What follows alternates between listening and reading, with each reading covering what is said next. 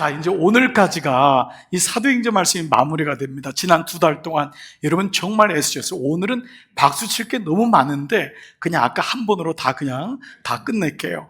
2달 동안 책거리 해야 돼요.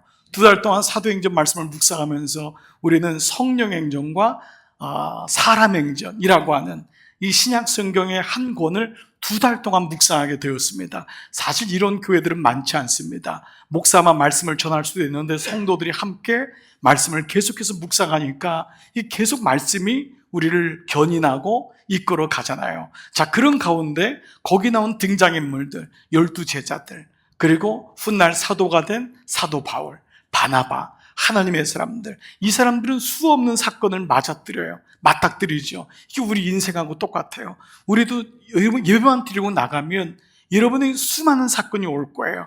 그 사건 속에서 사도행전은 뭐를 얘기했냐면은 그때마다 하나님이 원하시는 진단과 처방의 실제가 무엇인지를 가르쳐줘요.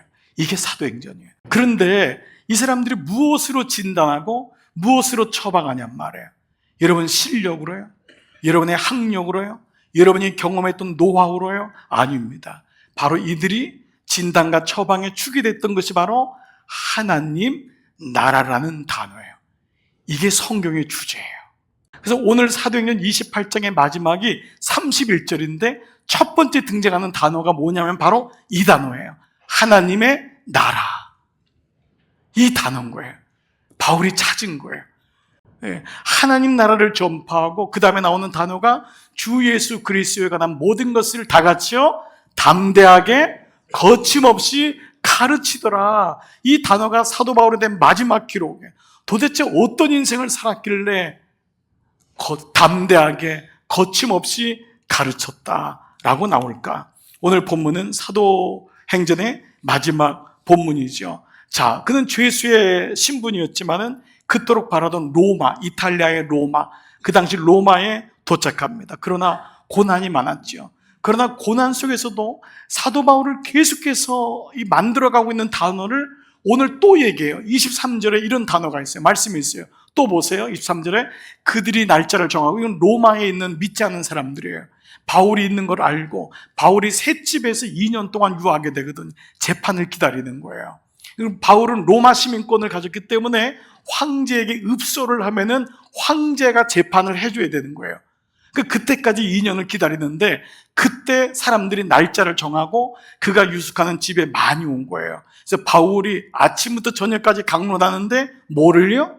하나님의 나라를 강론하니 증언한 거예요. 그 뒤에 말씀이 또 어떻게 되죠? 모세의 율법과 선지자의 말, 언어. 모세의 율법과 선지자의 언어가 뭐지요? 구약이에요. 이걸 그렇게 구약이라고 그래요. 모세 오경과 선지서의 말씀이 39권의 구약인 거예요. 이 구약의 언어를 가지고 푸는 키가 뭐냐 하면 예수라는 거예요. 이걸 구속사적 묵상이라고 해요. 성경을 에피소드로 보는 게 아니라 예수 그리스도라고 하는 구속사로 구원에 대한 줄기를 붙잡고 묵상해 나가는 거예요. 바울은 바로 마지막에 이 구약을 예수에 관한 것임을 알게 됐고 그것이 바로 하나님 나라인 것을 전하고 있습니다. 자, 이렇게 사도 바울은 마지막까지 사실 재판을 앞두고 언제 죽을지 모르는 거예요. 근데 그의 고백에는 담대하게 거침없이 가르쳤더라. 마치 인생의 죽음을 두려워하지 않는 것 같은 모습을 보게 됩니다. 오늘 설교 제목이 진짜는 끝이 아름다운 사람이다. 저는 지난 시간 목회하면서 진짜 이게 맞아요. 왕년이 중요하잖아요. 믿음은 왕년이 아니에요. 믿음은 뭐지요? 지금이에요. 가장 아름다운 시간은 옛날이 아니에요. 지금이에요. 80이 넘은 우리 권사님 한 분이 그러더라고요. 목사님, 저는 지금 가장 아름다운 시간을 보내고 있습니다. 그분은 예수님을 만났거든요. 지난 시간의 예쁨, 아름다움, 그게 진짜가 아니에요. 그러니까 정말 지금의 나는 가장 아름다운 시간, 이 시간을 경험하고 있는 거예요. 그렇다면 진짜는 끝이 갈수록 그게 진짜 아름답잖아요. 그러기 위해서 여러분이 지금 이렇게 열심히 사는 건 아니겠어요? 그런데 정말 하나님의 눈으로 끝이 아름다운 인생을 살려면 바울은 분명 그러했다면 도대체 무엇 때문에 그래서 오늘은 사도행전 전체를 마무리하기 때문에 사도행전 전체 나온 바울의 인생을 우리가 추적하면서 두 가지가 있었음을 알게 되는 것 같아요. 그래서 오늘 여러분들이 주보에 보시면은 늘 주보에 그 설교 요약이 나오잖아요. 그러면 두 가지 질문이 항상 나오잖아요. 근데 오늘은 브랭크를 했어요. 가로를 집어넣었어요. 자, 가로에 한번 넣어보자고요. 무엇이 진짜 그의 인생을 아름답게 할까?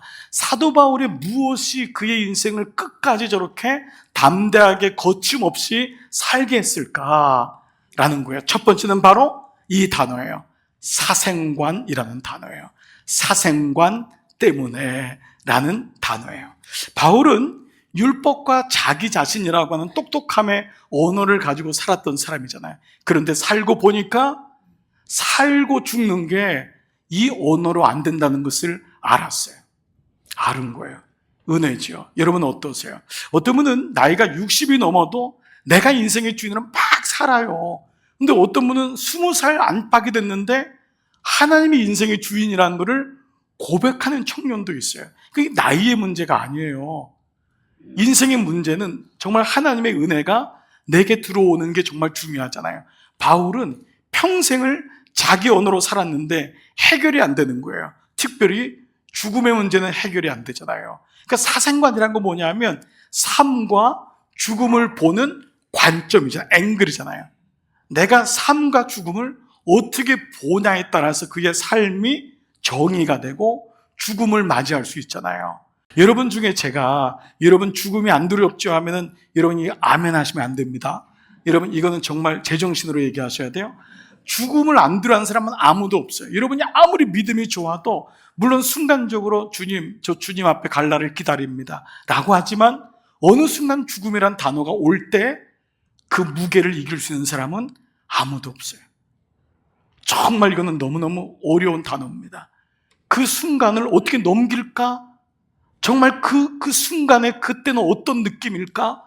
정말 그 깊은 골짜기를 어떻게 지나야 되나? 우리는 그것이 정말 해결될 수 없다는 것을 우리는 알아요. 그래서 이 담대하게 거침없이란 단어가 잘 이해가 안 되는 거예요. 근데 아시는 대로 이런 모든 피조물 가운데 유독 인간만이 죽음을 부정하고 받아들이지 못하는 거 아시나요? 모든 피조물 가운데 인간만이 죽음을 받아들이지 못합니다. 자기에게 죽음이 온다는 건 알지만 막상 왔을 때는 못 받아들입니다. 그리고 인간만이 죽음을 가장 힘들어하는 존재입니다. 여러분 집에서 기르시는 개나 고양이는요 죽을 때 알아요. 저는 시골 목회할 때 소도 키워봤는데 소도 죽을 때를 알아요. 근데 그걸 받아들여요. 받아들입니다. 인간만이 그걸 못 받아들여요. 막 못 견뎌요. 그리고 그 고난을 너무 아파해요. 왜 그럴까요? 이것 자체가 문제가 있는 건 아니에요. 그건 뭐냐면 우리 안에 하나님의 형상인 영혼이라고 하는 DNA가 우리 안에 있음을 성경이 말씀하고 있어요. 인간이 왜 죽음에 대해서 유일하게 두려워하냐면 우리가 영원토록 살도록 지음 받았던 존재이기 때문이라는 거예요. 자 보세요. 전도서 3장 11절 말씀. 하나님이 모든 걸 지으셨어요. 그리고 모든 것에 때를 따라 아름다움을 주셨어요. 그런데 사람에게는 단수예요. 사람에게만은 영원을 사모하는 몸을 주셨대요. 그러니까 사람만이 영원히 살 것에 대한 마음이 있는 거예요. 그래서 죽음에 대해 두려운 거예요. 영원히 살고 싶어하는 마음이 있는 거예요. 여러분 사람만이 여러분 그 비타민 먹는 거 아시죠? 사람만이 보약 먹는 거 아시죠? 여러분 개가 힘들다고 주인한테 보약 끓여달라고 하십니까? 개가 더 오래 살겠다고 나 좀 치료받겠다고 닌게로 맞고 막 이러십니까?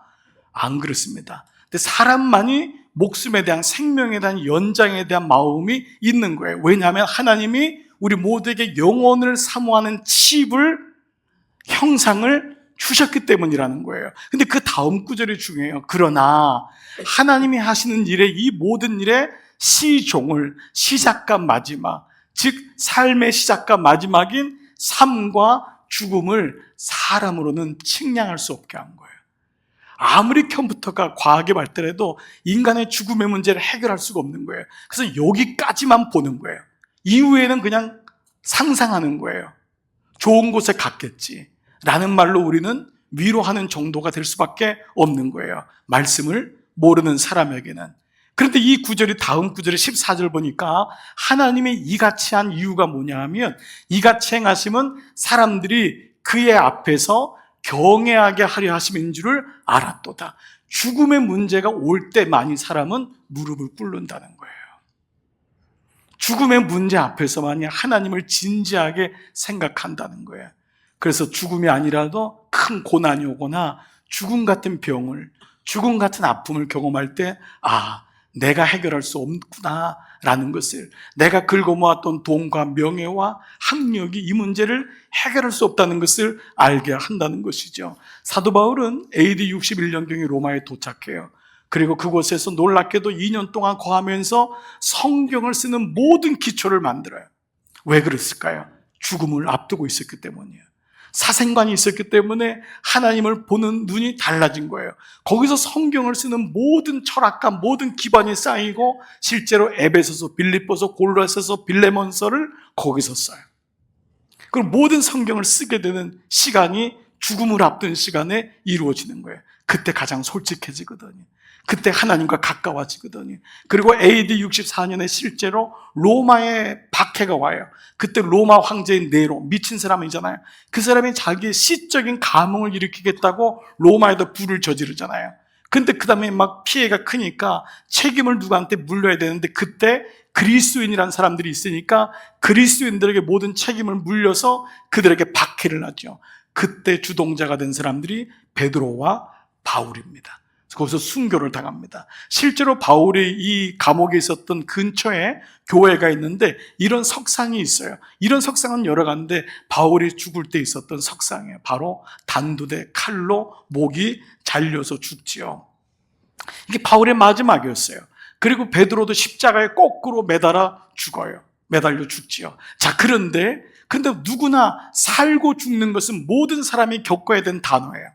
모든 인생이 짧고 길것 간에 산다, 죽는다는 벗어날 사람이 없어요. 근데 이때 사도 바울의 고백을 한번 보세요. 디모데후서 여러분 4장 6절 보면은 전제와 같이, 내가 재물과 같이 벌써 내가 부어진 거예요. 들여졌다는 거예요. 재물은 죽는 거잖아요. 근데 나의 떠날 시각이 가까웠도다. 바울은 자기의 죽음을 인지한 거예요. 죽음을 인지하는 건 슬픈 일이 아니에요. 그는 왜 인지할 수 있었냐? 이렇게 얘기하는 거예요. 내가 선한 싸움을 싸우고, 나는 죽을 시간이 가까웠지만 난 두려워하지 않는다. 나는 선한 싸움을 싸우고 나의 달려갈 길을 마치고 믿음을 지켰으니. 그런데 그 다음 단어가 이제 이후로는 여기가 끝이 아닌 거예요. 그냥 살다가 이게 끝이지. 그럼 우리가 여기 있을 이유가 없어요. 우리는 하나님을 반쪽밖에 모르는 거예요. 성경은 고난과 죽음에 대한 말씀만 있지 않아요. 그 다음의 나라를 분명히 말씀해요. 나는 부활이요 생명이라 그랬거든요. 예수님 스스로가 나는 부활이요 생명이라 그랬어요. 우리는 예수님이 그냥 우리 어려운 문제를 극복해주고 조금 행복하게 살아주는 그분이 아니라는 거예요. 그분이 친히 말씀한 나는 부활이요 생명으로. 바울은 이후로는 나를 위하여 의의 면류관이 예비되었으므로 주 곧 의로우신 재판장, 그 하나님이 심판하실 때에 나를 위하여 그날에 내게 이 의의 면류관을 주실 것이다. 이 은혜의 고백이 있었던 거예요. 끝난 게 아니었어요. 적용 질문해 볼게요. 나는 예수님을 믿으면서 사생관이 바뀌고 있는가? 나는 예수님을 믿으면서 죽고 사는 문제에 앵글이 바뀌고 있는가? 죽음을 두려워하지 않는 사람은 아무도 없어요. 그러나 그 죽음이 끝이 아니라는 걸 알게 되고, 그리고 주님 앞에 가기 위해서는 그 가운데서 내가 어떻게 살아야 되는지를 깨달아요. 나는 살고 죽는 것을 하나님의 눈으로 보고 있는가? 우리는 그 마음을 갖는 거예요. 근데 이 첫 번째 사생관이 이어지는 게, 죽고 사는 문제가 그 안에 내용이 이루어져야 되잖아요. 그걸 가리켜서 두 번째, 사도 바울을 끝이 아름다운 인생으로 만들었던 이유는 바로 사명관이라는 단어 때문이에요. 첫 번째가 사생관이라면 두 번째는 사명관이라는 단어예요. 누구나 이 땅에 오면은 말씀드린 대로 살다가 죽습니다. 그런데 이 땅에서 만약에 살다가 죽을 때 내가 마땅히 해야 될 일, 목적을 발견했다면 여러분 그 사람은 행복한 사람이라고 할 거예요. 보통 그 사람을 우리는 사명이라고 해요. 그러나 이것은 사명에 대한 온전한 해석은 안 돼요. 왜냐하면 사명이라는 한자가 그런 뜻이 아니에요. 사명이라는 한자는 지킬, 시킬 사 혹은 심부름 사예요. 명은 명이 아니라 목숨명이에요. 그게 뭐냐면 시킨 사람을 위해서 목숨을 거는 거예요. 이게 사명이에요. 사명은 심부름 받은 사람이 그 심부름 받은 것을 위하여 목숨을 거는 것을 사명이라고 해요. 지금 무슨 말이죠? 시킨 사람이 있는 거예요. 사명은 내 안에서 내가 만들어지는 게 아니에요. 여러분의 사명이 만약에 나 아이 잘 기르고 이걸 사명이라고 하는 건 본능이에요. 모든 사람 다 그렇게 해요. 여러분 집을 하나 사는 게 내 사명이다. 여러분은 사명이라고 굳이 할 필요는 없어요. 그냥 목적을 갖는 거예요. 내가 이만큼 올라가겠다? 그걸 사명이라고 하잖아요. 사명은 하나님이란 단어가 꼭 들어가야 돼요. 하나님이 원하시는 게 뭘까? 내가 이렇게 열심히 사는데 이걸 통해서 하나님이 원하시는 게 뭘까? 내가 자녀를 이렇게 최선을 다해 기르는데 하나님이 이 아이에게 원하시는 게 뭘까? 즉 바울에게는 주어가 발견된 거예요. 바울은 지금까지는 나를 위해서 하나님 믿었던 사람이에요. 근데 어느 날 하나님이 내 인생 속에 들어오는 거예요. 왜요? 사생관이 되니까. 살고 죽는 게 내 마음대로 되는 게 아니었구나 라는 것을 알게 되니까 그 안에서 주님이 원하시는지를 찾아가는 거예요. 먼저 잠깐 물어볼게요. 여러분이 저는 마음속에 오늘 말씀을 듣다가도 여러분을 향한 주님의 사명이 있는 분도 있겠지만 이미 찾은 분도 있겠지만 잘 모르시는 분들도 이 말씀을 통해서 여러분이 찾아가게 되기를 좀 기도하는 마음이 있어요. 내게 준 사명은 뭘까? 어떤 분에게 왜 사십니까? 하면 할 수 없이 살지요. 왜 사세요? 죽지 못해 살지요. 그놈 때문에 살지요. 여러분 그건 사명이라고 하지 않습니다. 물론 그분의 마음을 모르는 게 아니지만 우리는 말로는 그렇게 하지만 정말 이 땅에 하나님이 보내셨다면 그리고 주님이 부르셨다면 이 땅에서 우리에게 주님이 원하시는 사명이 있다는 거예요. 사명이라는 것은 살아야 할 이유이고 내 삶의 목적이에요. 지금은 잘 모를 수 있어요. 그러니까 예수를 믿어간다는 것이 사명이 회복되는 거예요. 찾아간다는 거예요. 자, 사도 바울이 빌립보 3장 12절에서 이런 고백을 해요. 내가 이미 얻었담도 아니요 온전히 이뤘담도 아니라 오직 내가 그리스도 예수께 잡힌 바는, 이게 수동형인데 이게 수동형이 두 개, 피동체가 두 개잖아요. 그러니까 내가 그리스도로부터 받았다는 말이에요. 내가 그리스도로부터 받은 사명을 붙잡고 그거를 잡으려고 내가 달려간다는 거예요. 하나님으로부터 받은 것, 하나님이 이렇게 나에게 이 마음을 주는구나, 이렇게 살는, 그게 크던 작던 관계없어요. 하나님의 마음을 알게 된 거예요. 다시 한번 봐보세요. 내가 옛날에 것도 지나 이미 얻었담도 아니고 온전히 이뤘담도 아니에요. 인생은 현재 진행형인 거예요. 지금 가는 거예요. 중요한 건 오직 내가 그리스도 예수께 받은, 그러니까 그리스도 예수로 말미암아 내가 잡힌 바된, 그분이 나를 잡은 거예요. 내가 그분을 잡은 거예요. 그것을 잡으려고 달려간다. 그래서 이것을 뭐라고 했냐면 다음 절에 표대라고 했어요. 표대를 향하여 그리스도 예수 안에서 하나님이 위에서 부르신 부름의 상을 위하여 달려간다. 그러니까 이 땅에서 끝나는 게 아니라 주님 앞에 갔을 때 정말 주님이 야, 정말 잘 살았다, 고맙다, 기쁘다, 이게 바울에게는 최종 목적이 된 거예요. 그러니까 바울은 이 땅에 있은 모든 주신 것을 주님을 위해 쓰기로, 주님의 나라를 위해 쓰기로 그 마음속에 작정이 되었던 거예요. 여러분, 우리 이제 이 말씀을 통해 알게 되는 게 있어요. 구원은, 진짜 구원 말해, 진짜 참 구원은 그냥 교회에 나오는 게 구원이 아님을 우리 교회 정도 이제 알게 됐어요. 구원은 내 언어를 가지고 내 마음대로 살다가 마지막에 십자가의 한편의 강도처럼 극적으로 그냥 딱 구원받는 거, 여러분 그게 아니라는 거. 구원은 그렇게 말씀하신 게 한 번도 없어요. 구원은 온 마음을 다하여, 전심을 다하여 하나님을 사랑하고 내 삶의 영역에 주님의 나라를 이루어가는, 그것이야말로 진짜 구원의 삶이라는 거예요. 구원은 그냥 이렇게 믿다가 이렇게 예쁘게 늙다가 아무 일도 없고 이러다가 그냥 흉 이렇게 가가지고 여러분 이게 그리스도인의 죽음이 아니에요. 우리 그런 말하면 안 돼요, 여러분. 우리가 마지막까지 내게 사명이 무엇인지를 가는 삶을 성경은 가리키지, 아무 문제 없이 편안하게 있다가 사명이 뭐예요? 이렇게 잠자다가 죽은 듯이 죽는 게 사명이에요. 성경이 그렇게 말씀하잖아요. 그게 무슨 의미인지는 알지만은 우리는 그러면 안 돼요.